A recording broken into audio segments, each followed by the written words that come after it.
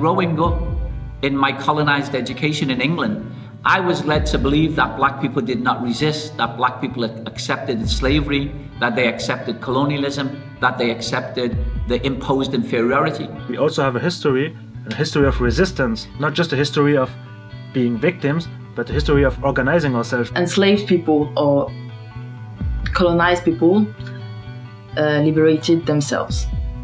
They fight for themselves. So I've been motivated and reassured against the colonized education to recognize for every act of oppression, there's an act of resistance. I feel a storm approaching. I hear thunder and lightning in the air. I can sense it from a mile away, like so many times before. Yeah, I can feel a storm. Whoa.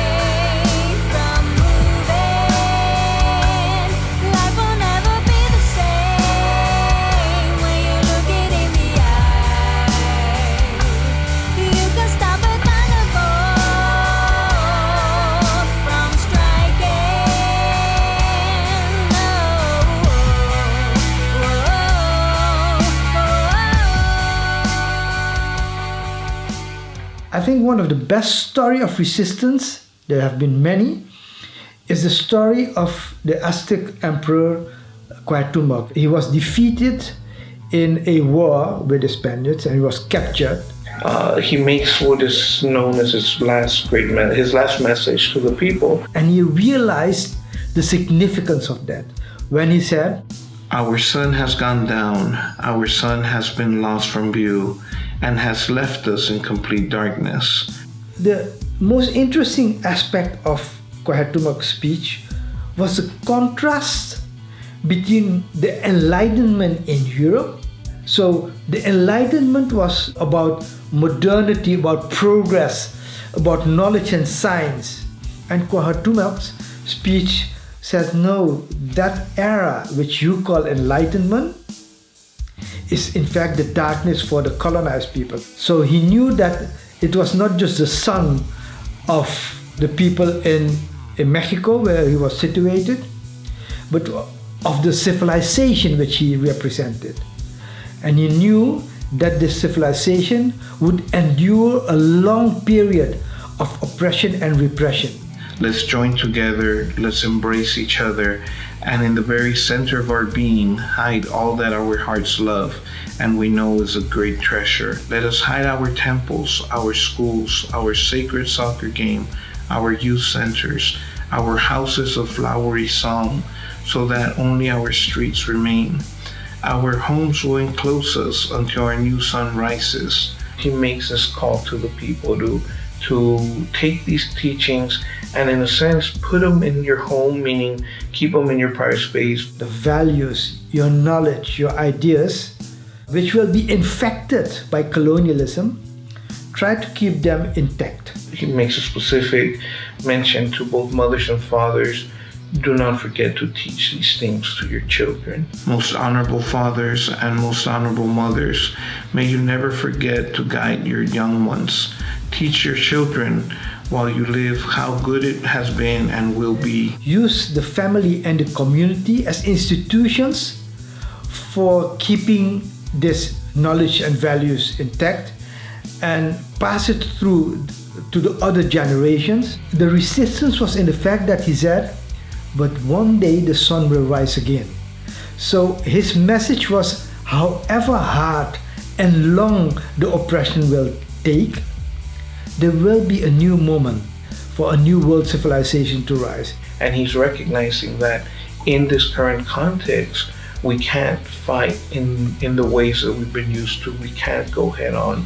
We're being slaughtered. So what we must do is make sure that we would do at minimum the best to preserve a sense of who we are, for we know that this is going to be a long struggle that's going to be fought in different ways. And I think that's also the case at the present time. And you can't escape it if you wanted to. There's no way around it. Everyone's talking about it. If you don't face it, it will follow you. And when it hits, tell me what you're gonna do. I've been waiting for it. I've been training all my life. I've been ready for it. Strong enough to put up a flag. 'Cause you can stop a hurricane from moving. Life will never be the same when you look it in the eye. You can stop a thunderbolt from striking.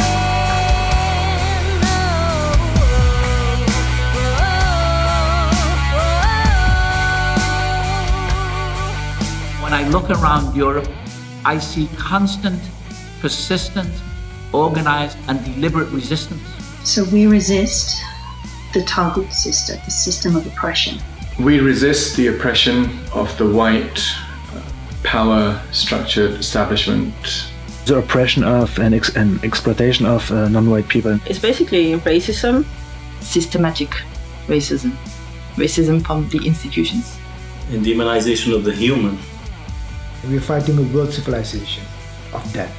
When we talk about a civilization of death and destruction, it's not just physical death, it's not just killing people, but it's trying to break the spirit, it's trying to break all that makes us who we are as people. And when we say we are talking about a political group. And this political group is composed of black people from Africa, from the West Indies, from and Arab and Muslim people. It could be Asian people. It could be Roma people, people who are suffering from what we call state racism.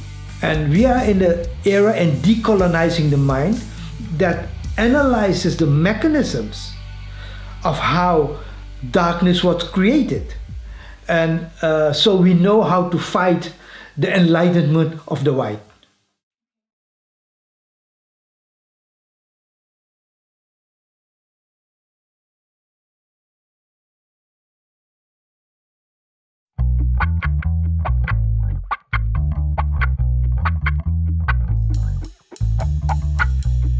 Systems of racism as ideological systems, as belief systems, were dominated by Europeans who always put themselves at the top of this hierarchy and always put people of color in general and black people in particular at the bottom.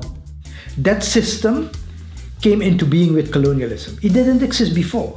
And one of the important things about racism is to absolutely recognize that racism began and was developed and was elaborated in Europe.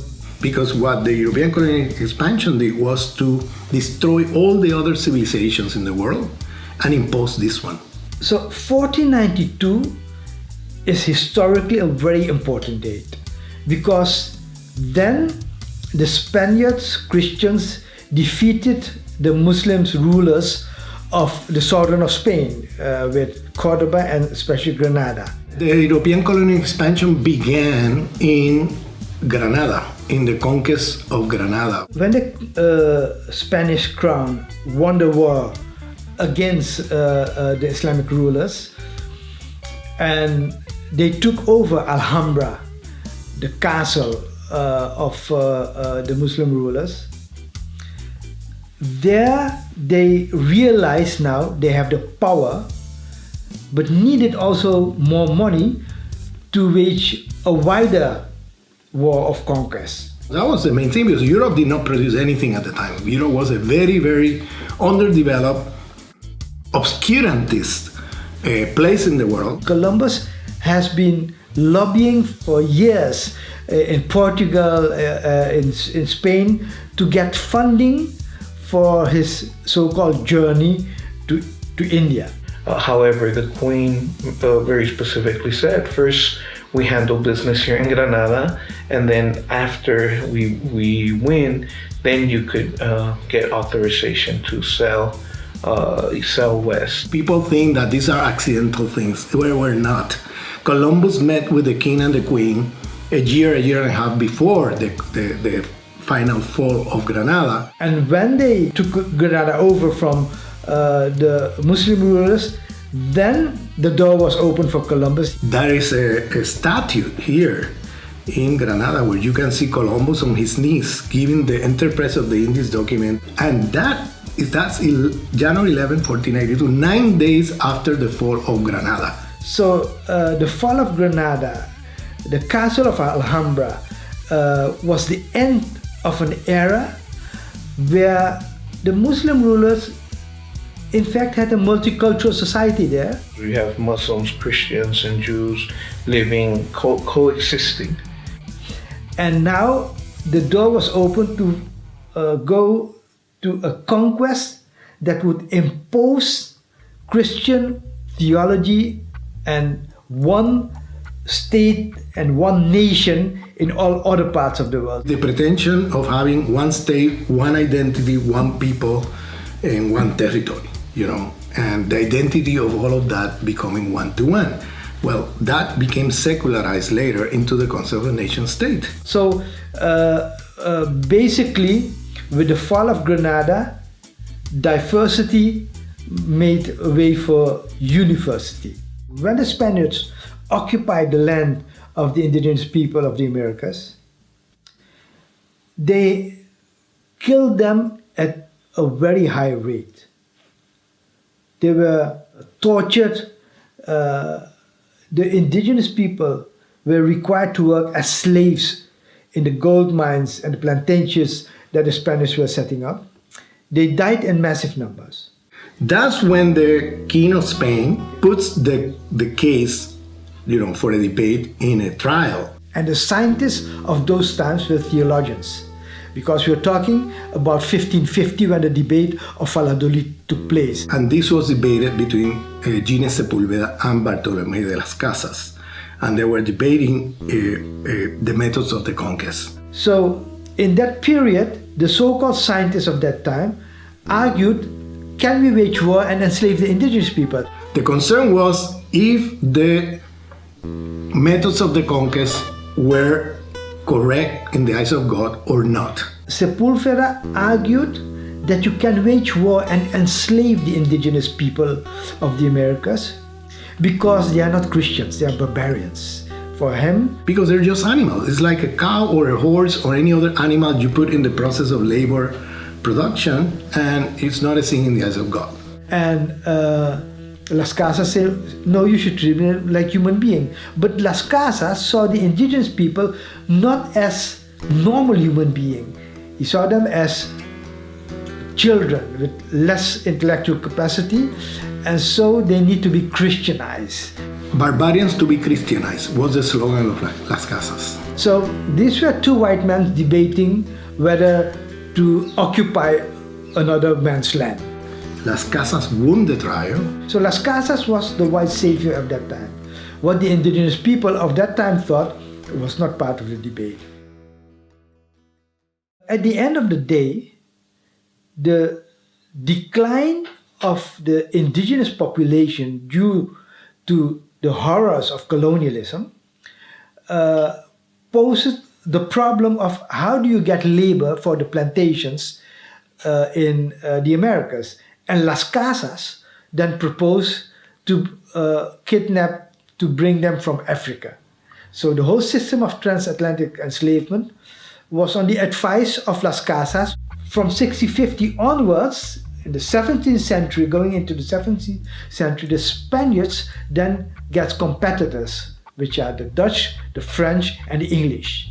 So you have a small group of Western nations who basically did the colonization of the world. To organize a world into a superior and inferior part, you need power. You need institutions that forces the other part to become inferior. and enforces the superiority, so-called superiority, of the colonizer on the colonized. The first dimension of colonialism is economics, where wealth created in the colonized world was transferred to the colonizer's world. The second was political, where the colonizer instituted an administration in the colony, run by white people from the colony. The third was social, where social relations were organized on the base of race and ethnicity, white on the top, black and brown on the bottom. The fourth was culture, where a new form of knowledge production came into being, where university and universalism and exclusive Western knowledge was seen as superior. The enslavement of the mind, mental slavery, the colonization of the mind. And that is so deep that you accept nonsense as common sense. When somebody goes into a shop and steals a bottle of milk, you call him normally a criminal. But when Columbus goes and steals gold of the indigenous people, they call it a discoverer. And then the fifth is geographical, where a new world civilization came into being. It was not regional anymore, like the Ottomans or like the Greeks or like the Chinese. It was not regional. When the transatlantic enslavement and the plantation system in the Americas created this global world economy with shipping and banking and the industries based on the products of the colonies, cotton, sugar, etc., created this world economy. Then they moved on to other parts of the world in Asia, the Middle East, and India, where new eras of exploitation came to the fore. So you see the colonization of India and the rest of Asia taking place in the 19th century. It was global now, connecting every part of the world in one global economic, social, political, and cultural system. The legacy of colonialism is racism.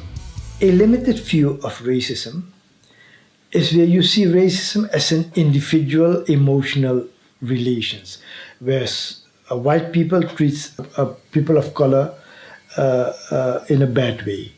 You have to understand where it comes from. Where does that behavior come from? What institutions have created this mind of racism? And that is a different ballgame.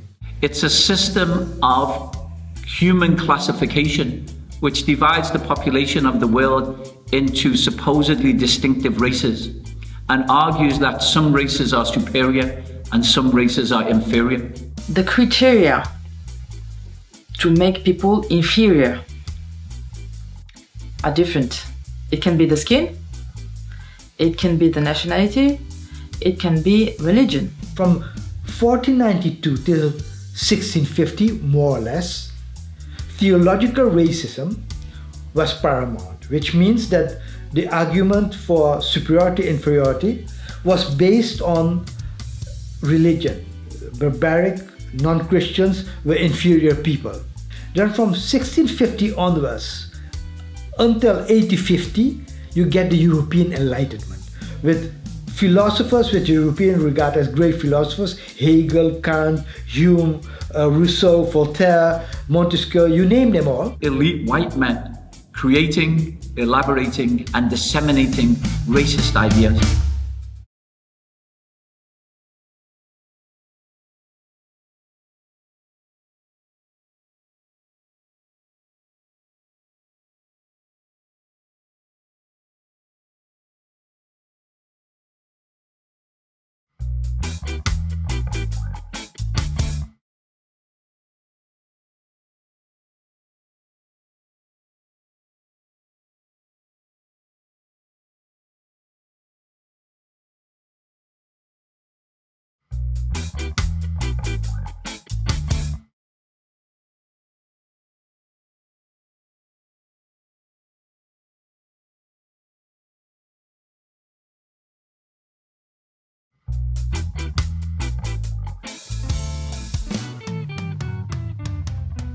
These people were seen as the highlight of intellectual development in Europe.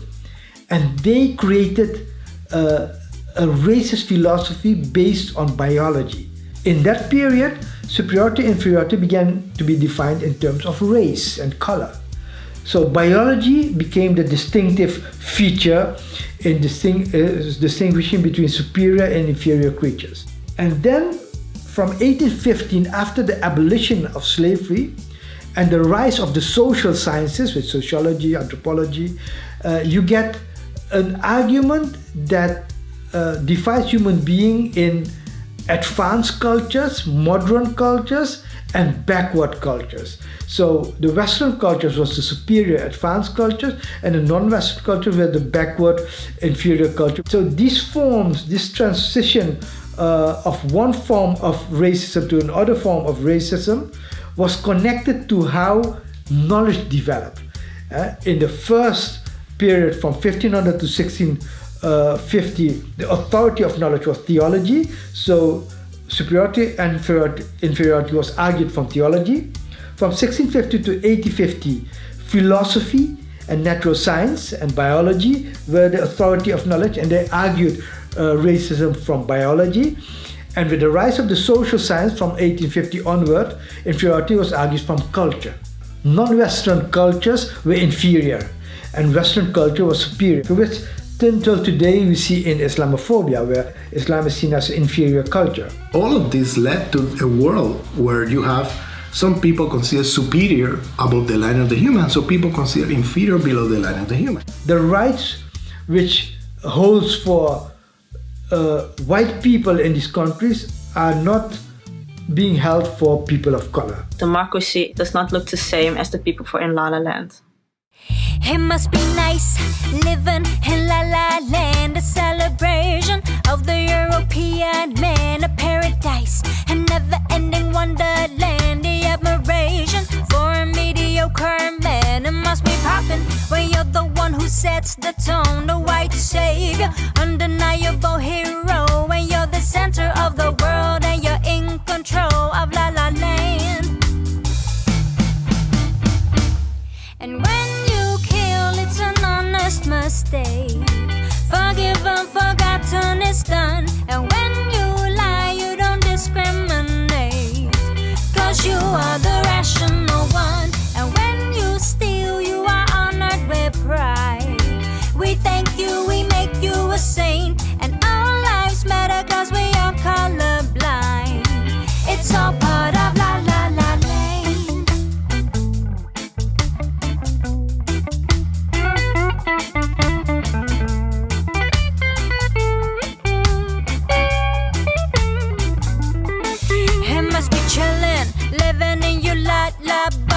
When you make all the rules and get not that trouble, when you're the definition of the beauty and the best, when you tell bedtime stories about the victories of the West, and you leave out the rest, like the death and devastation. You flip the script like you brought civilization, then you embed it into our education. That's how you roll when you set up La La Land.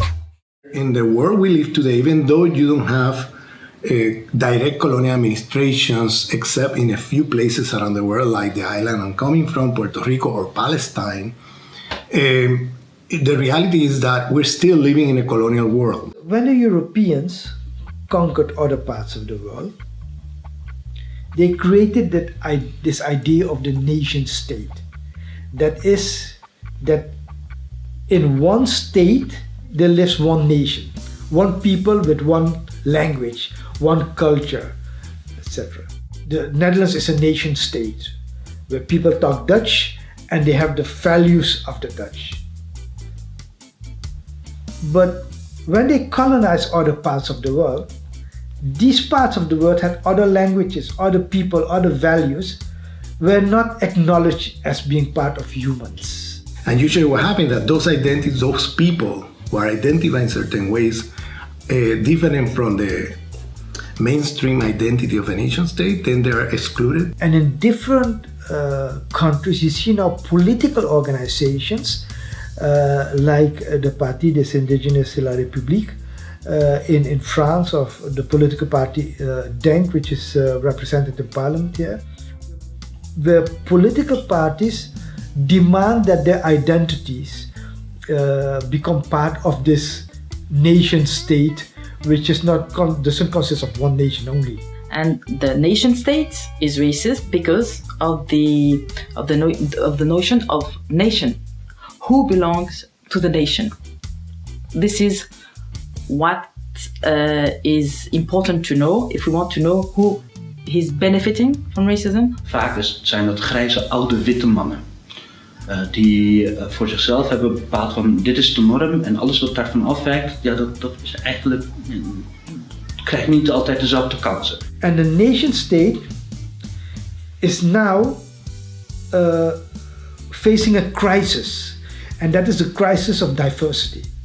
Because once you have a state where you have people of color with other religion, other languages, other values, etc., what kind of state are you building then? So the whole idea of questioning Dutch colonial legacy has to do with questioning Dutch identity. So take the celebration of Santa Claus, where people give presents and the emotions of love and solidarity is entangled in a system where you have this character, this racist character of black people. Zwarte Piet is basically white people in blackface, where they say that Zwarte Piet becomes black because he came from a chimney, but that doesn't explain why Zwarte Piet have afro wig, why he have gold earrings, red lipstick. And they present that as if it's a harmless cultural tradition, when in fact it's deeply offensive. It's absolutely tied to caricatures of slavery. And you would have Sinterklaas, who is this white old man on a horse, and then he has like hundreds of servants, and these servants are basically white people in blackface. It's a dehumanizing character of the African that is being portrayed as a slave, as a dumb people with the sole purpose is to make the white person happy. So there is no way to turn away from Zwarte Piet, and it's because it's fully institutionalized. From primary school, you are basically, I would say for children of color, we are forced to celebrate this tradition. Another example of the distorted identity of the Dutch in dealing with the colonial history is how they deal with the independence date of Indonesia.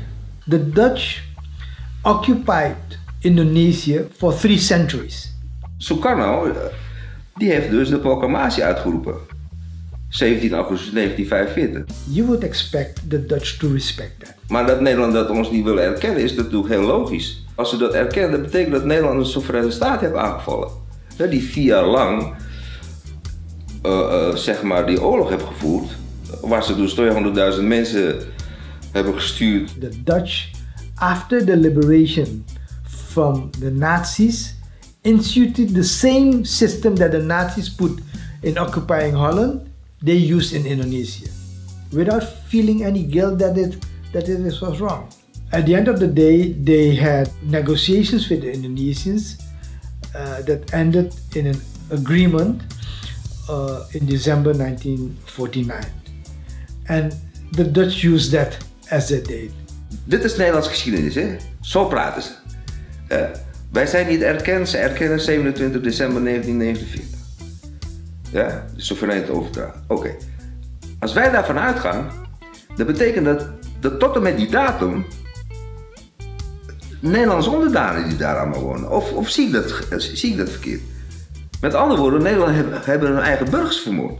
Western nations, Western universities, Western schools try to persuade us that they are telling a story, a narrative that is objective, impartial, scientific.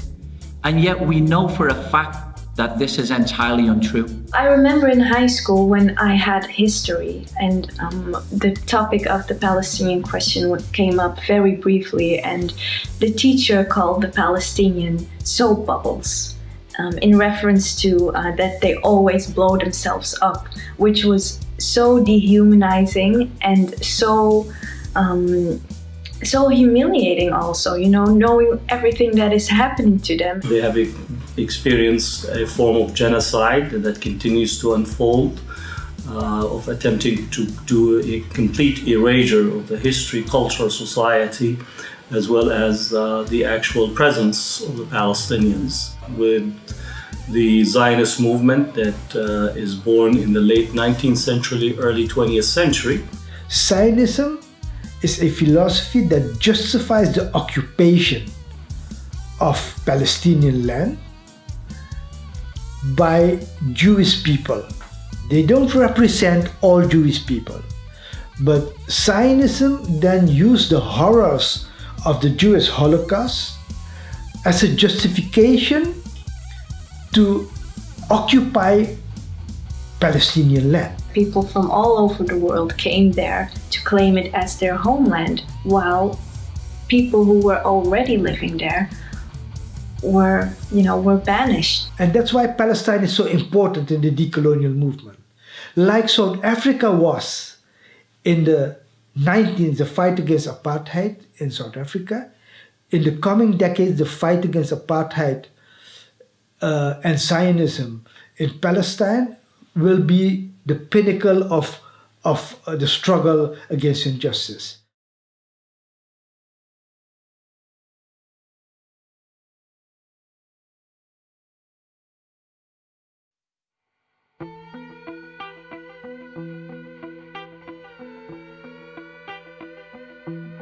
There's a huge gap in between what I think, if you start to teach that decolonial kind of narrative of the history, and what is actually being taught in schools right now. And for several hundred years, the nations of Western Europe have told a story that aggrandizes themselves, that makes themselves look good, that portrays colonialism as a good thing that brought civilization, that brought Christianity, that brought culture to people who were supposedly inferior.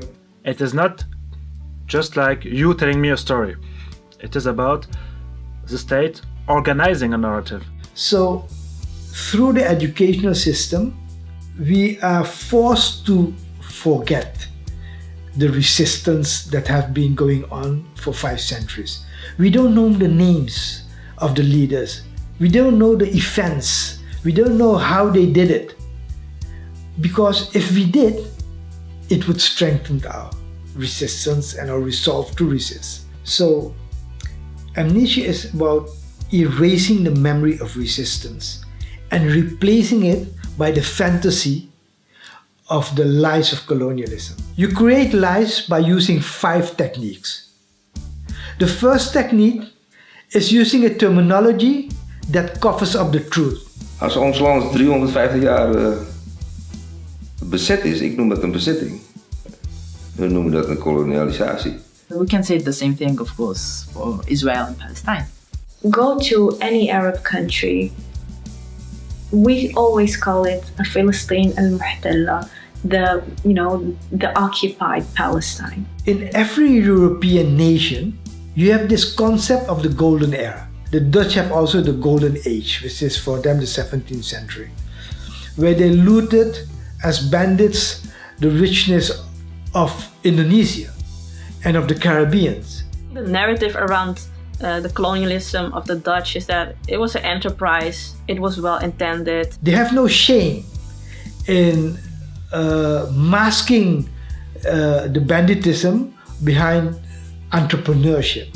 So they use the term entrepreneur to disguise a crime. De VOC bijvoorbeeld, de multinational.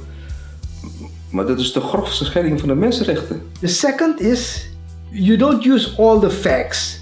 You use only some facts to distort the world. When slavery was legally abolished in the Dutch Empire or the Kingdom of the Netherlands in the 1860s, the so-called master enslavers received a certain amount of money for each of the human people that they owned. Why did not the enslaved receive money who had become legally free? Bovendien is het ook nog zo dat wij Indonesië op een gegeven moment tijdens die onderhandelingen, de ronde tafelconferentie, hebben 4,5 miljard gulden schadevergoeding moeten betalen aan Nederland. Waar halen ze dat in dat hoofd? Pieter Sokoen die heeft een hele eilandbanda. Heeft hij gewoon vermoord, alleen maar voor de notemuskaat. Denial of the existence of the indigenous population itself. We saw this in the Americas, we see this in Palestine. Many of the Zionists says there is no such thing as Palestinian. Look at our education systems. All of science and history is kind of permeated by the idea that everything is just from Europe, and it's, there's nothing else in the world. There's no contribution. Then the third is you create a narrative of lies. And the narrative has general elements across the nations, but in each nation there's a particular kind of emphasis. So in the United Kingdom, my country, the emphasis is on abolition and the wonderful philanthropic abolitionists. In France, the emphasis is on égalité, fraternité, liberté. In the Netherlands, the emphasis is on denying that they were ever involved in a big way. And in Spain and Portugal, their narrative is dominated by an idea which is actually quite pathetic and insulting. The idea is something called benevolent colonialism, that colonialism was in some way beneficial. So maybe there were some bad parts, but really it gotta foreground how Europe brought civilization to all these parts of the world. It doesn't matter whatever else happened, the murders, the genocide, the destruction of culture, and so on and so forth. I mean, I shouldn't be laughing, but it is a fact that, it's framed in this way that, we brought you technology. It was a good thing. And they did not feel that there was any need to kind of apologize or anything of that type for the rape, pillage, stealing, and all that kind of stuff that goes along with colonialism. Het lijkt net of het vanzelfsprekend is. Vaak hoor je van, het is lang geleden. Je moet de tijdgeest kijken. Dat soort onzin. In South Africa, the narrative was white people without land coming to Africa where there was land but no people. The same narrative is used in Palestine by Zionism. That Palestine was a place where the Jews without land took the land where there were no people. So a land without people for people without land. You put this narrative into a greater theory, which is the rise of civilization.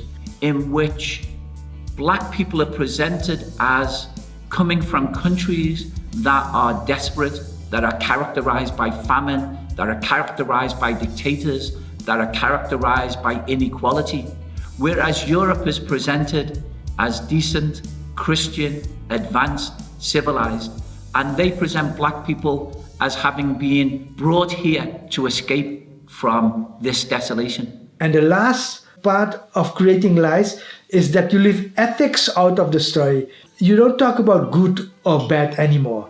It's true or false. Has Columbus found a new way to India? That is the story. Not has Columbus committed genocide, because that is about ethics. Can you commit genocide? Sitting here thinking about what you're doing, and you over there talking about how we're failing.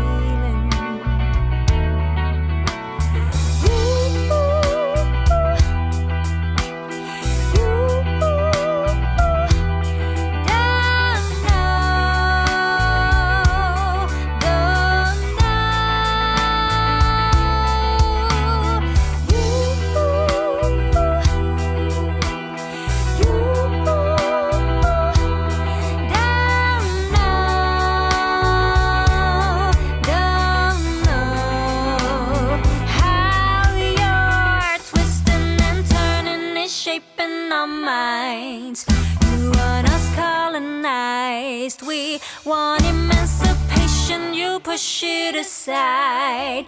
You're so uncivilized. You're making up stories, the truth falls apart. Then blame us for your crimes. You wanna grant us freedom by limiting our rights. You're a devil in disguise.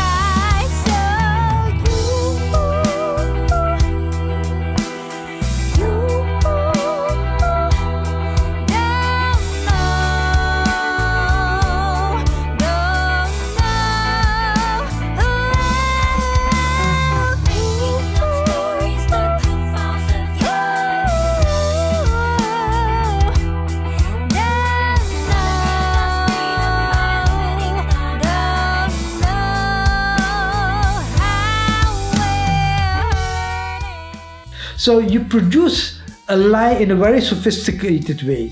It would be impossible to have a Hitler street in Holland, a statue of Goebbels or Hitler in Amsterdam, because people know what a crime is against humanity and won't accept that. And mental slavery is about accepting those lies, and decolonizing the mind is about attacking these lies.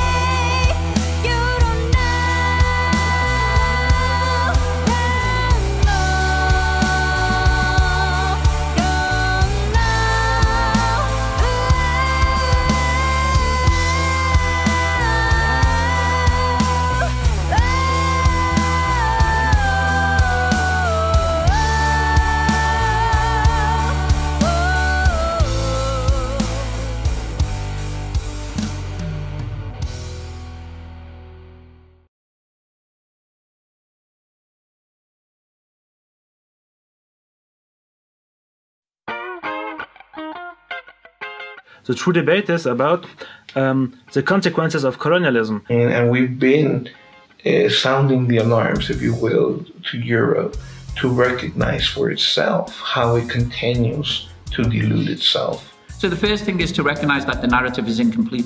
Yeah, we don't speak about slavery. We don't speak about, in general, about the colonial past. They say black people have come to Europe because Europe is civilized, Christian, advanced. We zijn natuurlijk niet hier zomaar vanzelfsprekend. Dat is natuurlijk met dank aan het kolonialisme en de slavernij. Black people are in Europe because Europe was in Africa. Black people are in Europe because Europe was in the Americas and kidnapped and transported millions of Africans to the Americas. We are part of French history, not because we wanted it, but because we had no choice. Het is heel kwalijk. Omdat je ziet natuurlijk dat de Nederlandse samenleving dat totaal niet weten. This is why very often I'm not speaking about people with an immigrant background, but people with a colonial background. So what I say to people when they say, why are you here? I say, we are here because you were there. We hebben het inmiddels over een groep mensen die hier is geboren en getogen en nog steeds worden aangeduid als de buitenlander, allochton of de vreemdeling. So historical narrative becomes a way not only to shape the past, but actually to also shape the worldview and the understanding of future generations. Your view of the world is conditioned by what you have been taught to see. The basis for this Palestinian narrative that is being told is that Arabs and Muslims, they are terrorists, they are bad.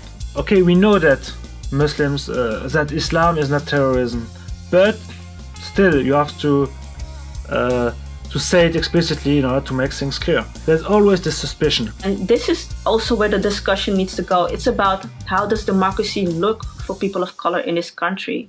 What are the facts? Wait, do they even matter? I see your implicit bias is a heavy factor. Always hear you talk, but you listen never ever. That's a recipe for creating a new disaster. You really up, tell them what they want, yup. Give another fake remedy to make it better. How can you be happy when the rest is feeling sad? Unity ain't happening when we're not in it together.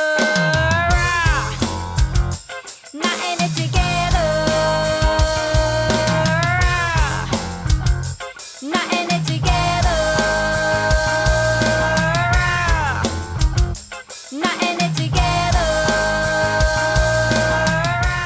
Western civilization love to claim its achievements as their own and its failures as the human. So they will say, oh, we the human, we're so destructive of life. I'm sorry, no. Human beings have been here for thousands of years and they have reproduced life in the planet without any problem. all the previous civilization with all the critics did not destroy life in the planet like this one. When they colonized Asia, they mismanaged the whole ecological system there, and that costed 30 to 60 million deaths. No other civilization in the history of the world has caused as much death and destruction as this one. And so this is not a problem of the human, this is a problem of a particular civilization. And it proclaimed to be universal. Hold up, there's an elephant in the room. Wanna tell you up front, but you dismiss what I'm saying. How can we talk when you silence the conversation? There's no way up with a downward domination. Let's get into it and check your privilege. You're playing clueless and I ain't having it. You're reproducing thoughts of a white supremacist. If you can handle some feedback, then we're not in it together. Not in it together. Not in it together.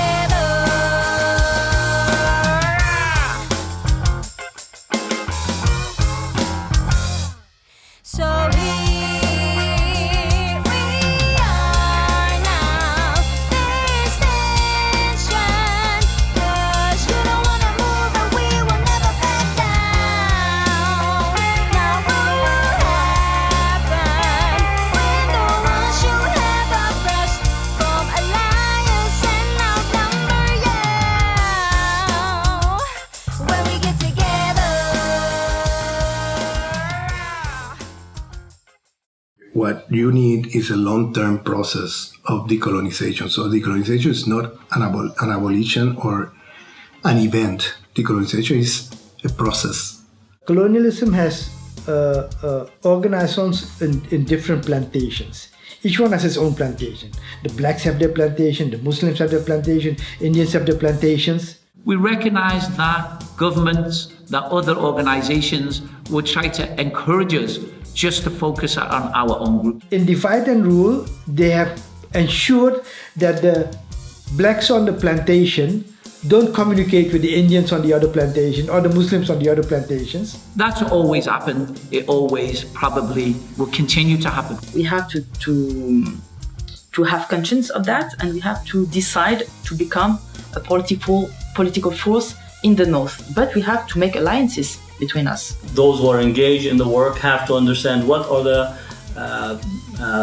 ceiling of issues that we could agree on, and also agree on those issues that we have to disagree on as part of the overall strategy. Underlying these differences, we have many common goals. Because here in France, we have almost the same political problem than people of color in the Netherlands, or in Great Britain, or in Germany, or in the US, or in Canada. En wat die verschillende gemeenschappen van kleur met elkaar verbindt, is de eenheid in de strijd tegen wat bepaald is door een ander.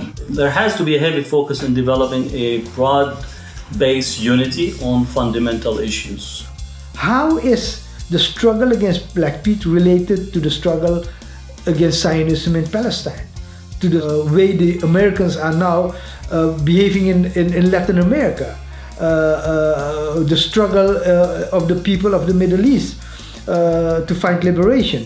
We have a great deal of shared humanity. We want to see our families do well. So if you want to fight colonialism, you have to unite the plantations.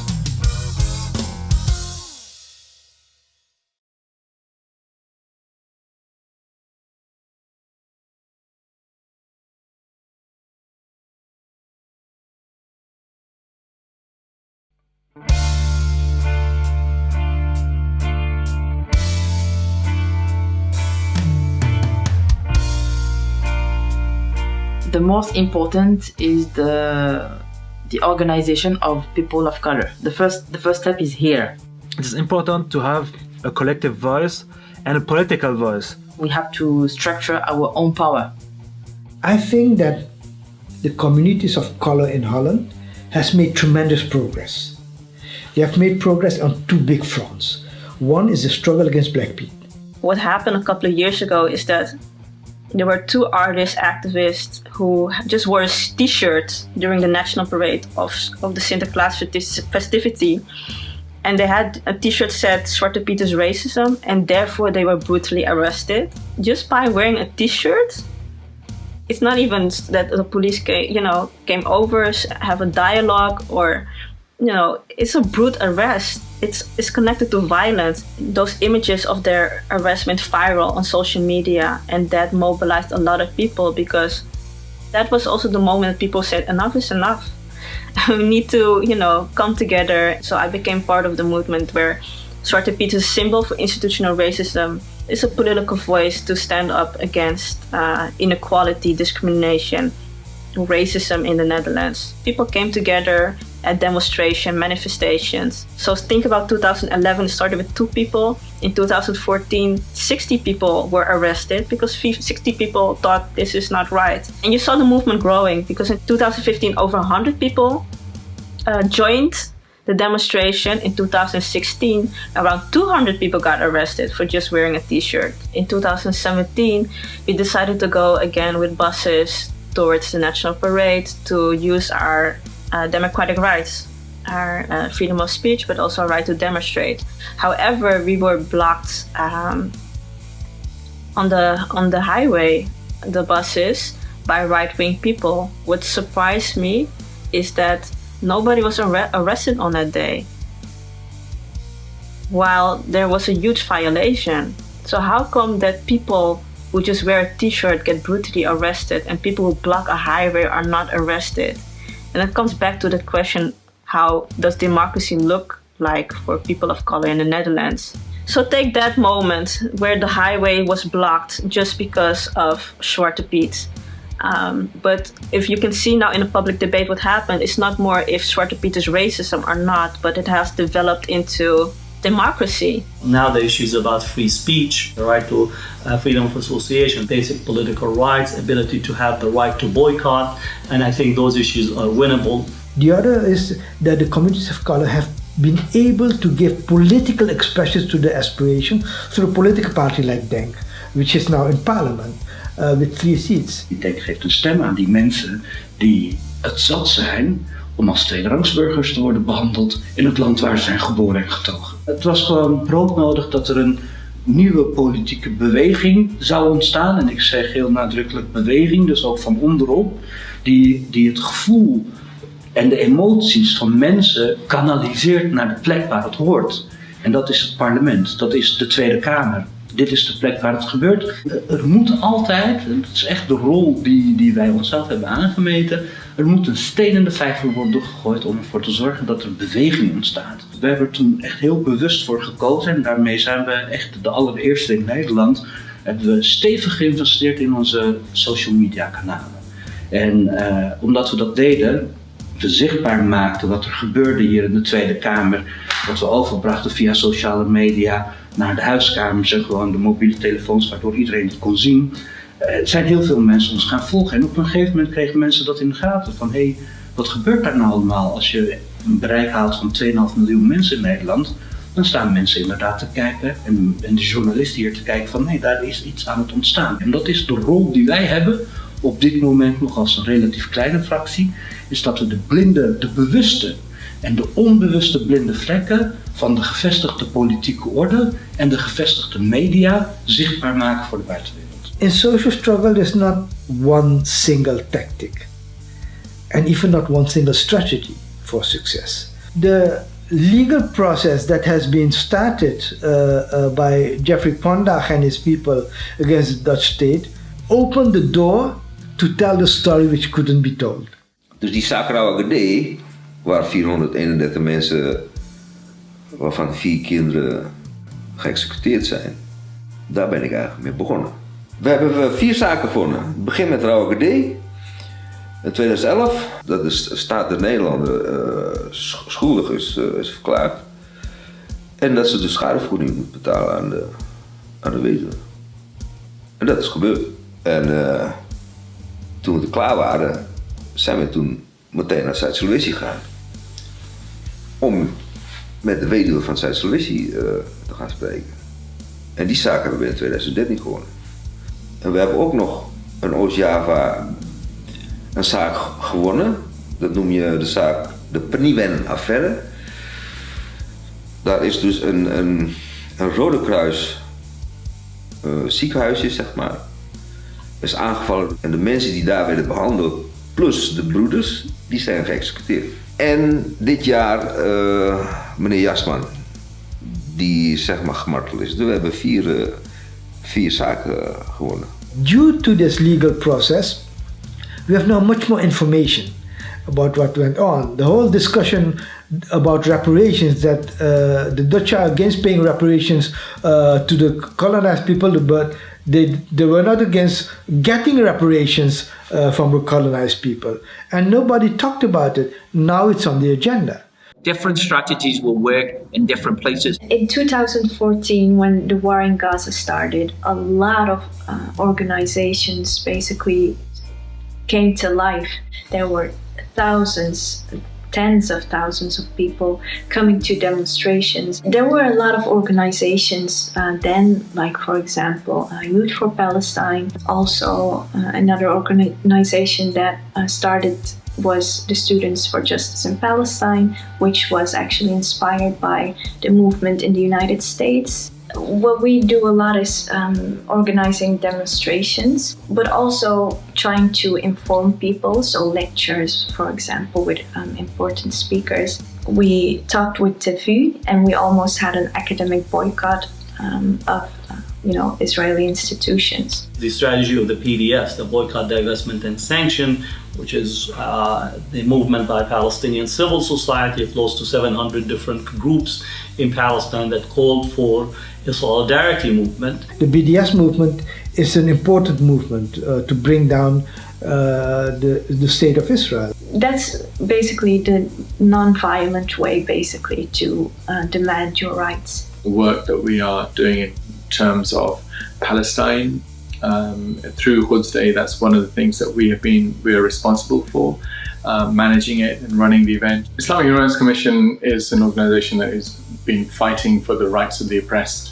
The Hoods Day, just to give a bit of history, it's 38 years old in this country. It's been running for about 30 years. Remembering Palestine and making sure that the oppression in Palestine is not something that is forgotten. It's a proactive march in support of the Palestinians. We have a lot of reactive marches when things happen, but this is set in the calendar. It's always been a kind of family-friendly event, and for the last 15, 20 years, it's been really diverse. We have had people from many different backgrounds actually coming to the event, taking part in the event, supporting the event. And we've had people from Jewish background, from Christian backgrounds, from people of faith, of no faith, actually coming to speak about Palestine on that platform. It's a matter of collective social mobilization, collective organization. I belong to a party, which is le Parti des Indigènes de la République, the party of the indigenous of the Republic. We are a decolonial party. When we are opposing a specific oppression, we are not just making a statement, not just saying, I'm against racism, but we are thinking strategically. The March of Dignity, the first one, was led by women of color. And it was important for us because we had to deliver a message. In the center of Paris. So you couldn't ignore them. So I think some Parisians had never saw that much black and Arabs in the middle of Paris. And it was a way to say, we know which is our main enemy. And we are marching to say, stop to police crimes. Our brothers are victims of police crimes, and we don't agree with that. We don't agree with that. What are you gonna do now that we are ready to unite? What are you gonna say with your dirty lies revealed? And the truth is on our side. We're standing up, speaking up, cause it's the right thing to do. Keep it quiet in the passion is compliance. We want our human rights respected and a mandate from you. This is resistance ready to go viral. There's no point for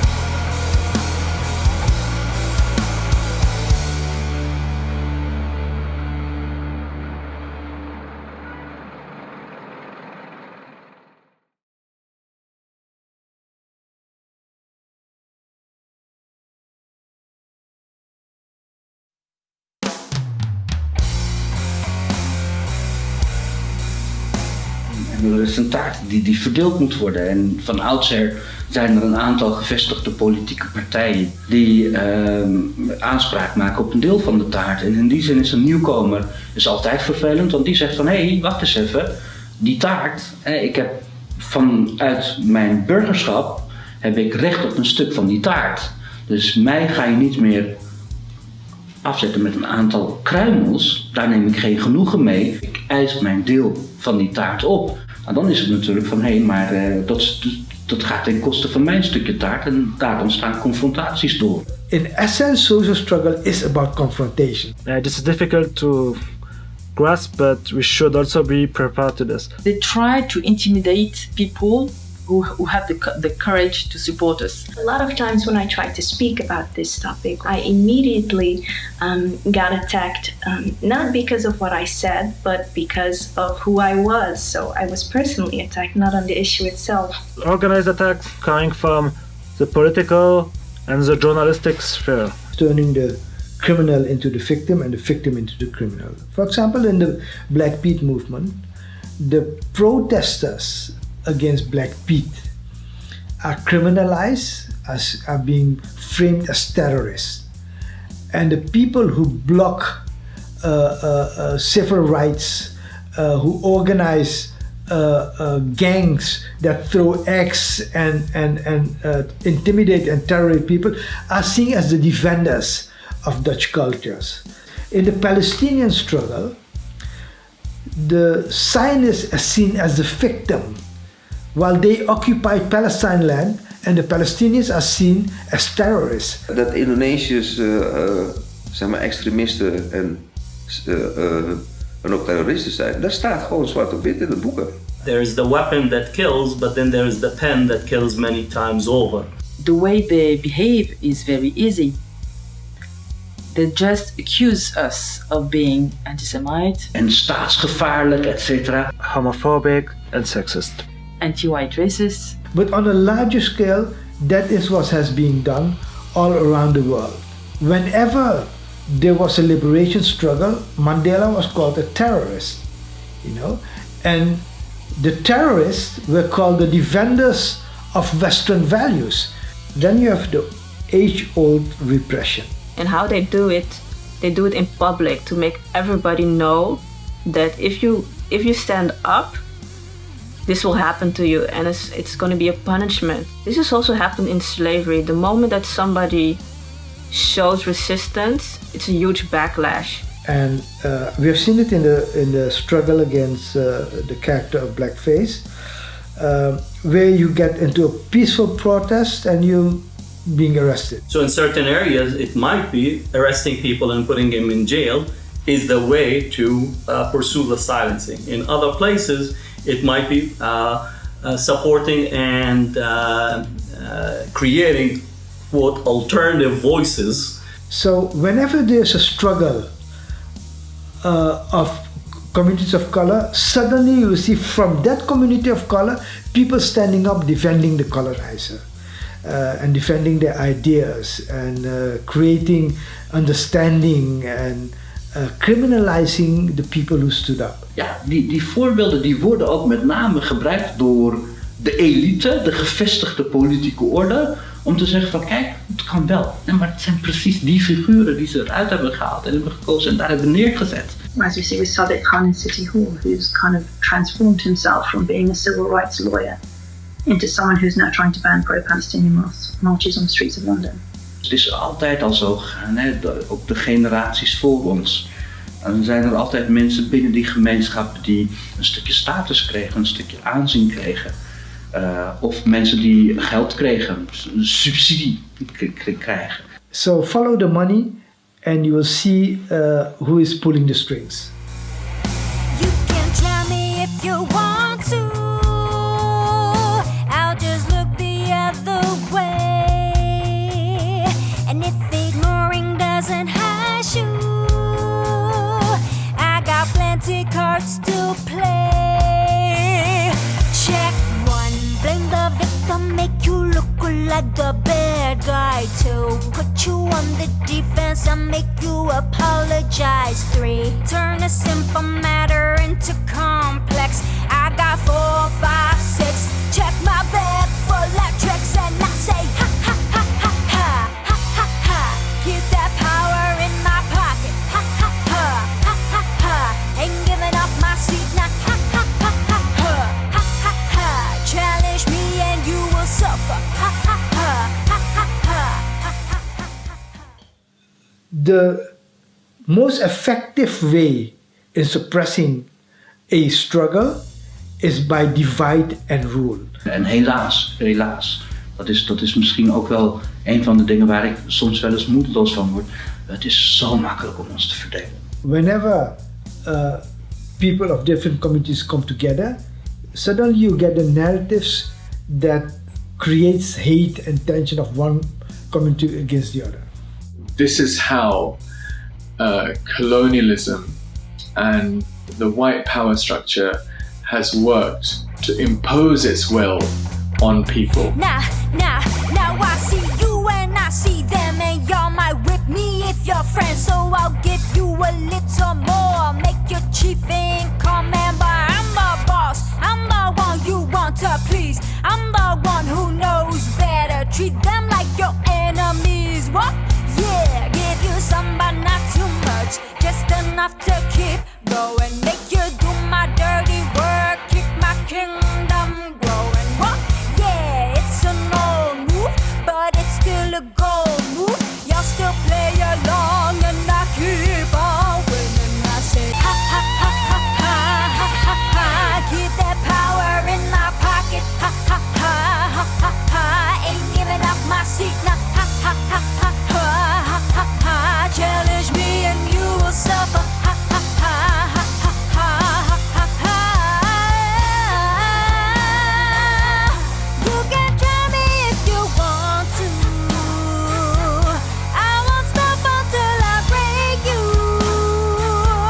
Ha ha ha ha ha ha ha ha ha ha ha ha.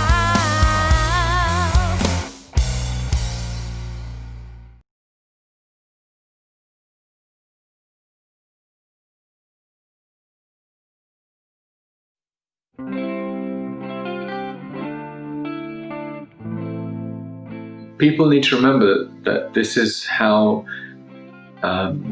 oppressors work, because one of the things that they are trying to do to us is to create so much pressure on us that we will say, is it really worth the hassle? Is it worth the fight? Should we perhaps express it in different ways? But we have to fight, because if we don't do anything, they are free to do whatever they want. But if we resist, they have to react to our resistance. En die clash is ook wel nodig, en dat is voornamelijk nodig om bewustzijn te creëren over de vraag van wat zijn wij eigenlijk voor land? Wie zijn wij met z'n allen? And I'm not suggesting this will be easy. It's never been easy. But this for me is the way to move forward. I think it is important that non-white people know that they are not alone, even if they are not in a party or in a movement. It seems like we didn't win the battle, but I know we already won the war. We might have lost the battle, but I know the war's not over. We might have gained some wounds and scars, but I know it's part of being a soldier.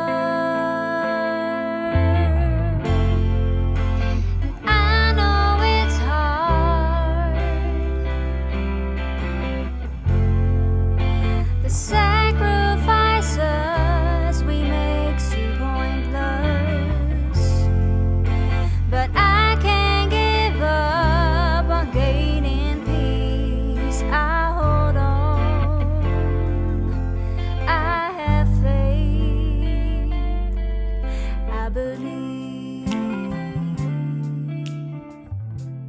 rather than dwell on the defeats. I actually think it's important to celebrate every victory, however small, because it becomes a fuel that allows us to keep going for those moments when we do have defeats. Het is ook een stukje wat mij moed geeft. Die kleine stapjes vooruit, die zichtbare verandering. En ons doel is zo zuiver.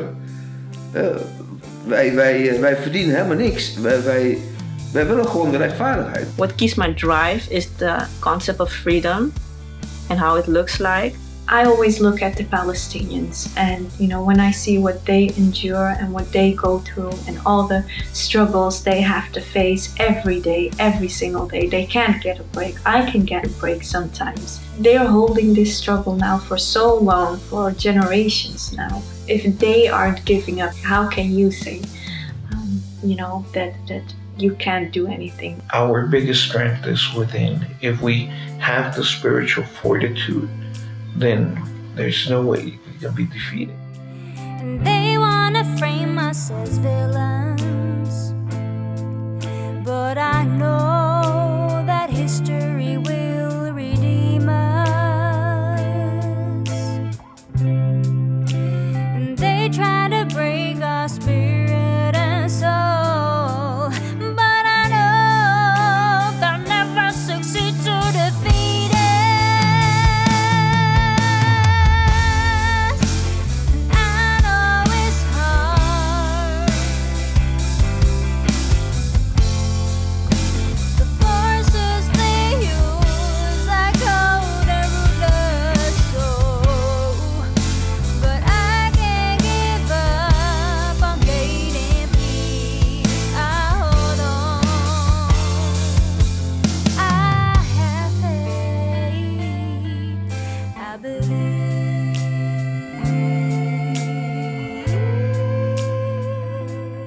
When you get involved in social struggle, it's not a happy journey. It's not, oh, how great, we have a good time. When you get involved in social struggle, your primary motive is humanity and love. Revolutionary love is the love of ourselves. Because people of color are hurt. They don't like themselves. They can be ashamed of themselves because they think that they are backwards. They can think that because they lost their humanity in the past, and they are still reconquering their humanity. So the first thing is to be able to love ourselves. This is the first step, to have confidence in ourselves, to believe in ourselves. And the second step is to be able not to hate our enemies. Because I think that if we begin to hate, is a way of becoming like our enemies. So if we don't want to hate, we have to love. But this is revolutionary because it's not so easy to love our enemies. You're fighting out of love from your people, your community, love for justice, love for humanity. So if you get involved because of that motive, you should realize that when you fight with love, you fight hate. So don't get overwhelmed that you encounter hate, that you encounter repression. What does it mean? We fight against racism, but we don't see white people as enemies. Although you are militant in your struggle against racism, you still treat a white person as a human being and understand how humans have been deformed by the institution of color and ethnicity. It means that there is a liberty inside them. They can choose not to stay white. And actually, it's not so difficult to choose not to stay white. It means that we have to choose the good political fight to become decolonial. We have to think in terms of a long history. You resist a civilization of that which has been instituted for 500 years. If it's 500 years that have brought us here, it's not going to be, one more conference away from revolution. Short term, long term, we're thinking 5 and 20 years. And I always say that for me, the short term is 50, the long term is 200-300 minimum. So if that is the nature of your struggle, you should be in for a struggle for the next 500 years. We have to have a longer sense of both history and of the future as well. Anyone that is engaged in any type of resistance and movement, their primary concern should be how to develop and make sure that the next generation is trained. And we think that the uniqueness, quote, of a particular leader or particular organizer is what made the movement successful, rather than to think about the structures that could reproduce over a prolonged period of time. So any leader that is not thinking about whom the person they're going to bring forth over a period of time, they're not really taking their leadership seriously in this sense. And I think a focus should be done on that part of how to train individuals, next generation, and empower them. For me, there's no such thing as a pliant or uninformed. There's just people who have not been trained to do so. So if you're not involved, that doesn't mean you will never get involved. It's a question of dignity. Because we have people in front of us who really, really, really do not respect us. And we can't let them behaving like that. Because one of the things that the establishment wants us to do is to self-censor. And if you self-censor, what is the difference between them asking you to do it or you doing it yourself? Because in both cases, what you've achieved is what the oppressor wanted you to achieve. So you might as well go down fighting.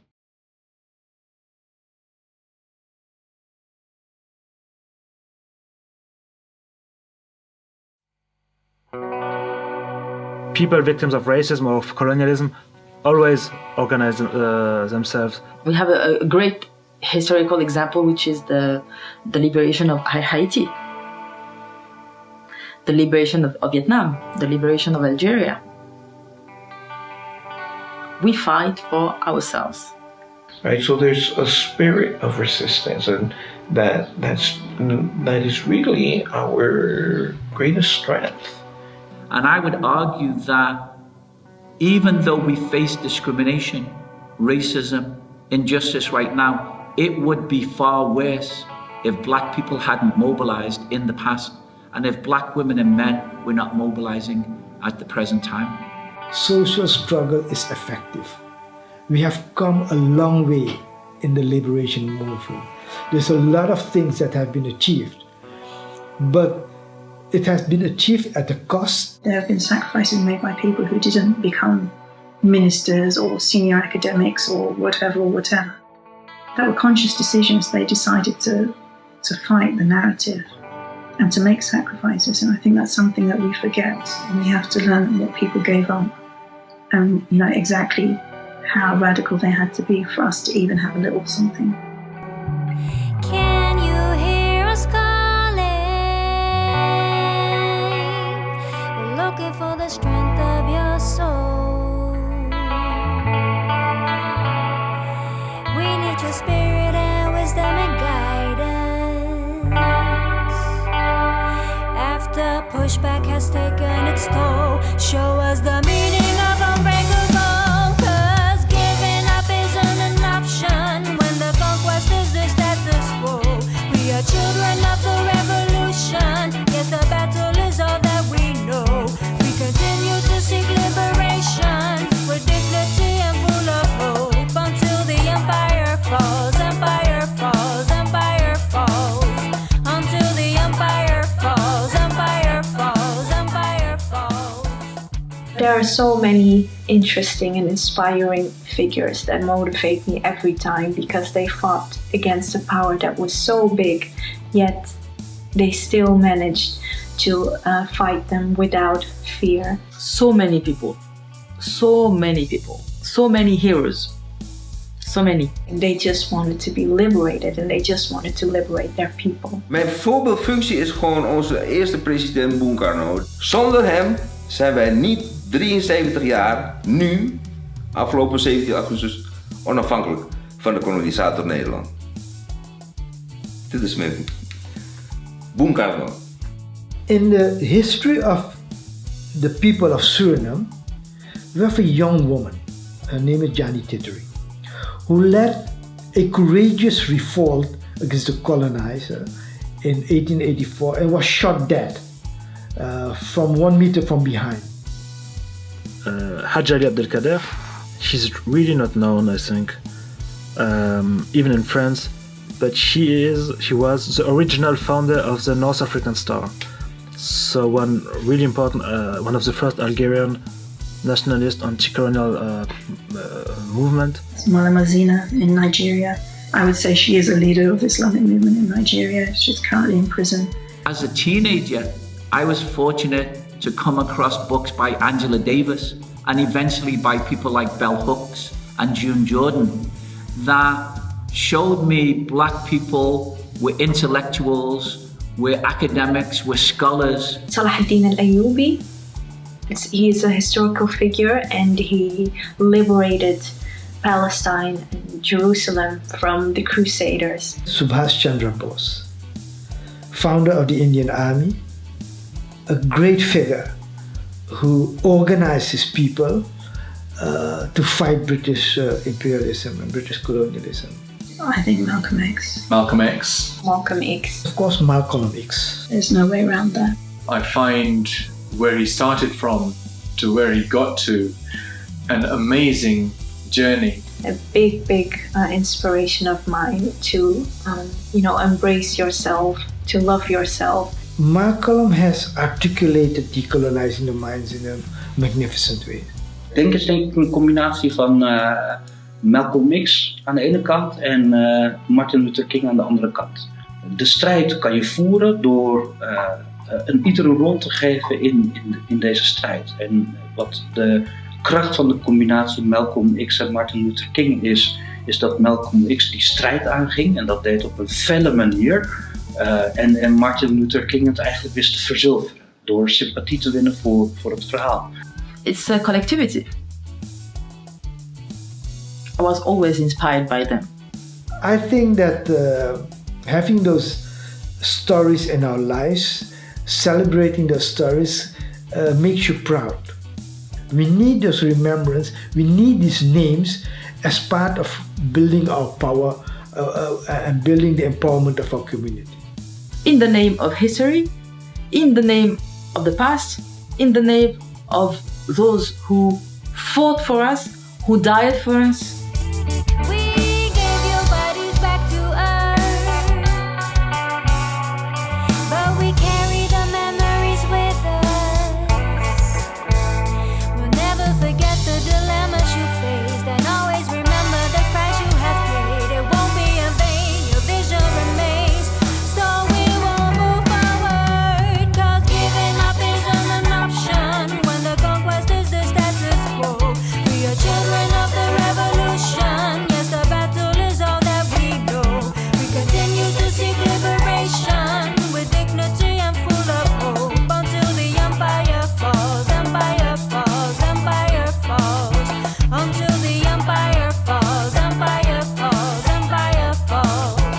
Irrespective of whether one lives to see the revolution, so to speak, the work must carry on. After 500 years, it is possible to have a world that deals with the legacy of colonialism in a final way. Concepts and ideas that are being developed by many movements around the world. The Muslim civilization, the Hindu civilization, the indigenous people, the African civilization have produced concepts. Dharma, Ubuntu, Pachamama, all kinds of ideas have been there, which we can draw to build this idea of a newer civilization as a diverse civilization. So how would this new world civilization look like? We will move from a world society based on universalism and one idea, one science to a world based on plurality and diversity. We want a world in which many worlds fit. Indigenous people in the Americas talk about plurinational states. States that are not anymore nation states. States that recognize that there are many nations living inside one state. It speaks to what they would say is the civilization of death that seeks to destroy everything and make everything into a monoculture, right? In the image of the West. There's a phrase that says something along the lines of walking we ask questions. By saying walking we ask questions is to suggest that it's in the struggle itself that new questions will emerge that we had yet to foreseen. And so we can't make an illusion about a pre-established destination. Now, do we ourselves have the humility and the capacity for self-reflection to recognize those new questions as they emerge?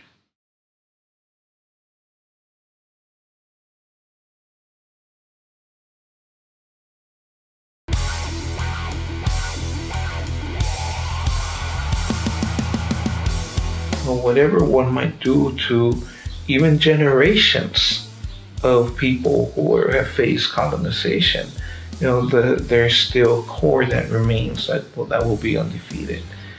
Kwahituma couldn't imagine that his defeat would lead to the transatlantic enslavement, to the colonization of Africa and Asia, to a whole world that was ruled by a civilization of death. He couldn't imagine the facts, but he could imagine the idea. He says a period of darkness has come, but one thing we know for sure is that sun will rise again, and that a day will come when our teachings can be brought back to the people. And we are now in an era where the Western Enlightenment is going down, and the sun of the colonized people will rise again. En in die zin zijn tijden aan het veranderen. Mensen laten zich niet meer klein houden. Mensen laten zich niet meer kort houden.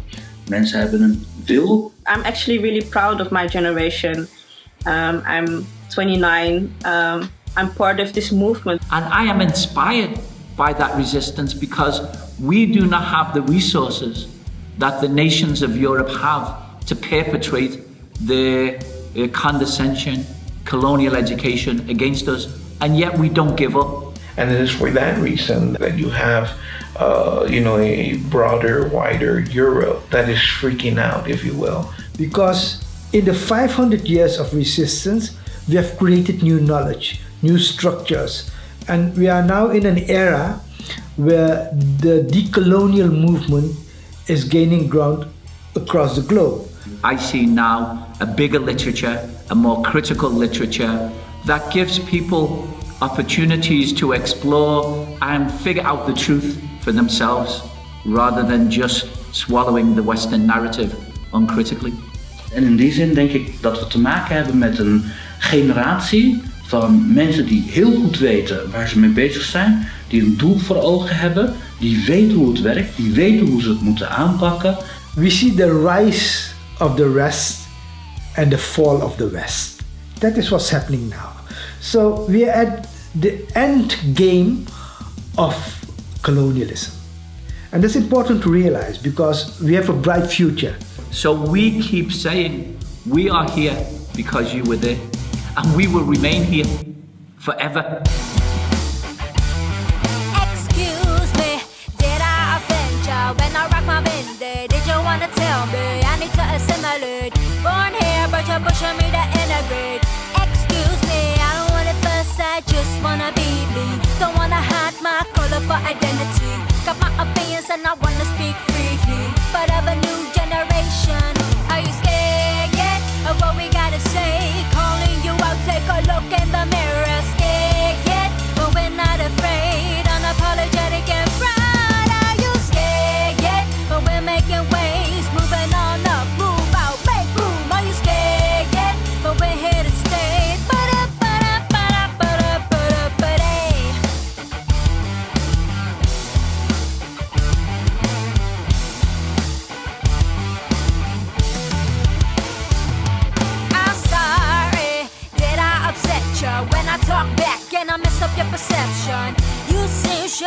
see you struggling. POC empowered is mind buckling. I'm sorry for this revelation. You need to come to terms with the situation. We're both claiming decolonization. The world is changing.